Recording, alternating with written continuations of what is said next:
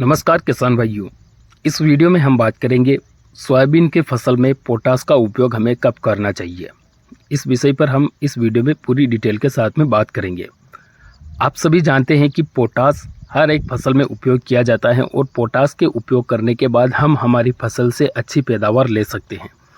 तो सोयाबीन की फसल में हम पोटास का उपयोग कब कर सकते हैं और किस प्रकार से हम पोटास के माध्यम से सोयाबीन की पैदावार बढ़ा सकते हैं, इसके बारे में आगे हम पूरी डिटेल के साथ में बात करने वाले हैं। तो आप इस वीडियो को अंत तक पूरा देखिए। साथ ही वीडियो अगर अच्छा लगे तो वीडियो को लाइक ज़रूर कीजिए। किसान भाइयों, बात करें अगर सोयाबीन की फसल के बारे में, तो सोयाबीन की फसल में जब फलियों के अंदर दाना भराव का समय आता है, फलियों के अंदर दाना बनना शुरू हो जाता है, तो उस समय पर पोटास की आवश्यकता सोयाबीन की फसल को सबसे अधिक मात्रा में पड़ती है।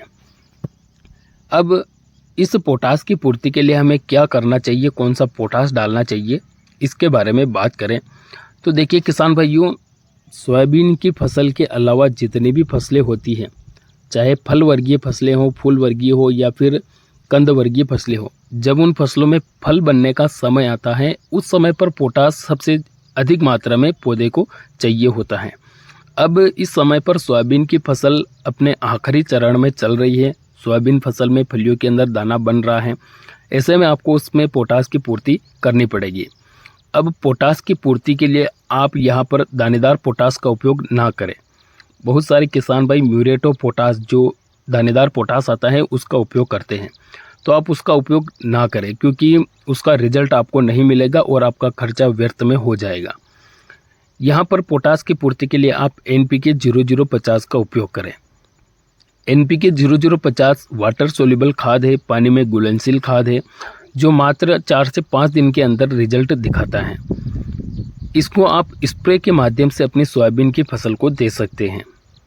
NPK 0050 इसके अंदर 50% तो पोटास की मात्रा पाई जाती है और 17.5% इसके अंदर सल्फर की मात्रा भी पाई जाती है। इसको पोटेशियम सल्फेट के नाम से भी जाना जाता है।